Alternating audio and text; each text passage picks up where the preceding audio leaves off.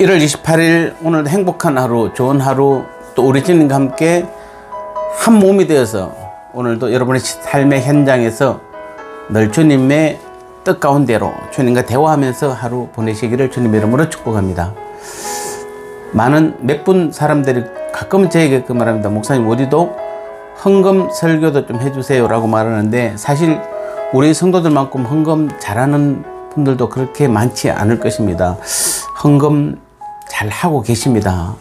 그럼에도 불구하고 오늘 이 로마서에서 오늘 마게도냐와 아가야 성도들의 삶과 믿음과 그들의 헌금의 모습을 우리는 또 본받아야 될 필요가 있어서 이 말씀을 같이 한번 나눠보도록 하겠습니다. 오늘 로마서 15장 25절 26절 말씀입니다. 그러나 이제 내가 성도를 섬기는 일로 예루살렘에 가노니 이는 마게도냐와 아가야 사람들이 예루살렘 성도 중 가난한 자들 위하여 기쁘게 얼마를 연보하였음이라. 아멘. 바울은 이스라엘로 예루살렘으로 오면서 마게도냐와 아가야 지방의 성도들이 한 그 연보 헌금을 받아서 온 것 같습니다. 그때 왜냐하면 그때 이스라엘 예루살렘에 있는 예루살렘 교회 성도들이 너무 극심한 그 고난 가운데, 아픔 가운데, 또 가난 가운데 있었기 때문에 그랬습니다. 그래서 마게도냐와 아가야 사람들이 바울을 통해서 자신들의 모은 헌금을 보낸 것입니다. 물론 이것은 마게도냐와 아가야 지방 성도들이 물질적으로 여유가 있어서 보낸 것은 아니었습니다. 고린도서 8장 2절에 의하면은 마게도냐와 아가야 지방 성도들은 많은 시련과 극한 가난 가운데서 풍성한 연보를 하였다라고 분명히 기록하고 있습니다. 그렇습니다. 마게도냐와 아가야 지방 성도들은 남는 돈을 어떻게 사용할까 고민하는 부자가 아니었습니다. 그들은 극심한 가난으로 고통을 당했습니다. 날마다 먹을 것을 염려해야 했으며 텅 빈 곳간을 보며 앞으로 어떻게 살아야 할지를 고민했던 사람들입니다.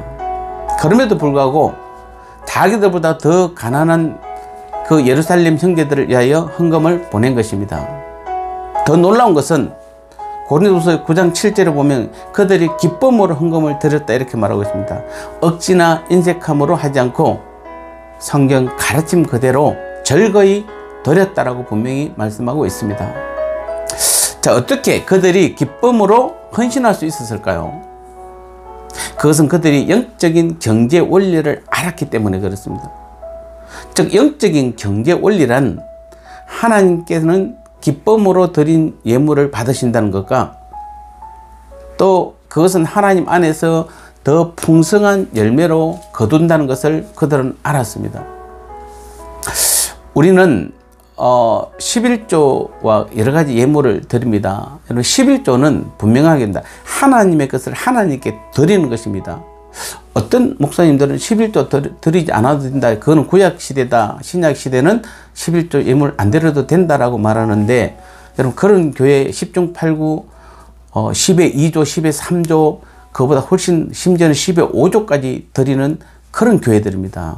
그래서 특히 이단들이 그렇죠. 11조를 비판하면서 자기의 전 재산을 내놓으라고 하는 것입니다. 그래서 우리는 11조는 분명합니다. 하나님의 것을 하나님께 드리는 것입니다. 물론 우리는 10에 2조와 10에 3조를 드릴 수 있는 그런 축복이 오면 더 감사한 것입니다.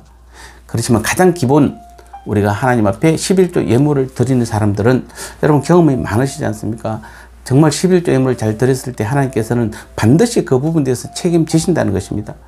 우리가 선교 예물은 뭡니까? 선교 헌금은 내가 가서 직접 복음을 전할 수 없기 때문에 다른 사람이 전하는 일에 물질로 그 선교에 동참하는 것입니다.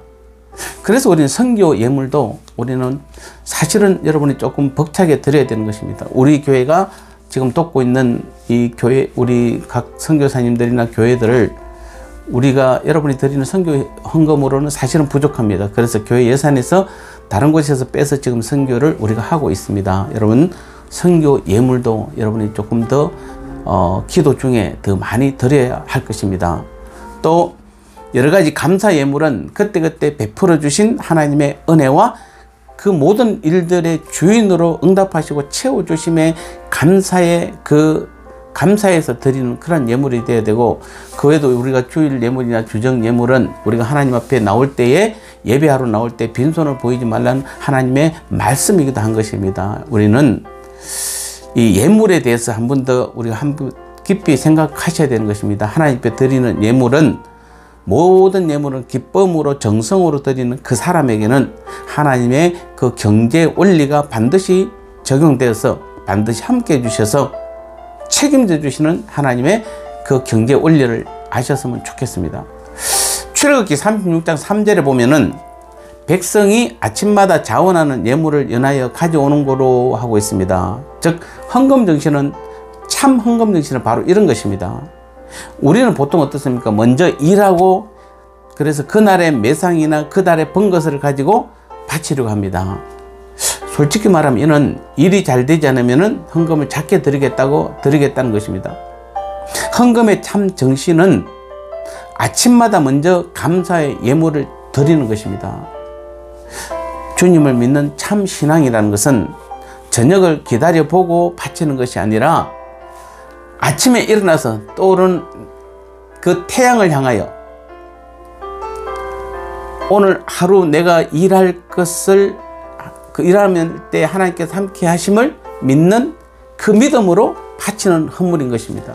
출애굽기 36장 그 이야기를 하는 것입니다. 이런 예물을 하나님께서는 원하시고 기뻐 받으신다, 이렇게 말하고 있는 것입니다. 또 한 가지는 그런 그 예물들이 가난한 자들 위해서 사용될 때에 하나님은 훨씬 더 풍성한 예물로 채워주신다라고 또 말씀도 해주고 있는 것입니다. 그래서 우리는 다시 한번 우리의 헌금에 대한 부분들을 정확하게 조금 더 깊이 하나님 말씀대로 정리를 했으면 좋겠습니다. 그래서 우리는 하나님의 경제 원리는 지금까지 변함없이 우리들에게 여전히 적용되었고, 하나님께서는 그 경제 원리에 따라 우리에게 축복을 더 해주기도 하고 덜 해주기도 하는 것입니다. 그래서 오늘 우리 사랑하는 성도 여러분, 다시 한번 우리는 하나님께서 원하시는 기쁨의 예물, 자원하는 예물, 하나님께서 받으시는 그러한 헌령하는 그 예물을 드릴 때에 여러분, 우리가 드릴 모든 예물이 하나님께서 받으심으로 더 놀라운 우리에게도, 그리고 그 쓰이는 곳에서도 더 큰 하나님의 놀라운 축복의 역사가, 능력의 역사가, 하나님 나라의 역사가 우리 모두에게 또 귀하게 나타나게 될 줄 믿습니다. 이 여러분 드리는 귀한 예물이 하나님이 기뻐 받으시는 귀한 예물이 되시기를 주님의 이름으로 축복합니다. 기도하겠습니다. 하나님 감사합니다. 그렇습니다. 이 땅에서 우리가 살 동안 물질의 유혹이 많고 또 물질만큼 우리의 삶을 바꿔놓는 것도 없습니다. 그럼에도 불구하고 우리 하나님께서는 하나님께서 기뻐 받으시는 예물을 올려드리라 말씀하고 있습니다. 오늘도 우리가 다시 한번 자원하는 예물, 기쁨의 예물을 하나님께 드릴 때 하나님의 경제 원리는 반드시 함께 하시며 책임져 주시는 그 믿음의 삶임을 다시 한번 깨닫게 도와주시고, 우리 사랑하는 성도님들 더 많이 우리 하나님께 드릴 수 있도록 은혜로 함께하여 주옵소서. 예수님 거룩하신 이름으로 간절히 기도드리옵나이다. 아멘.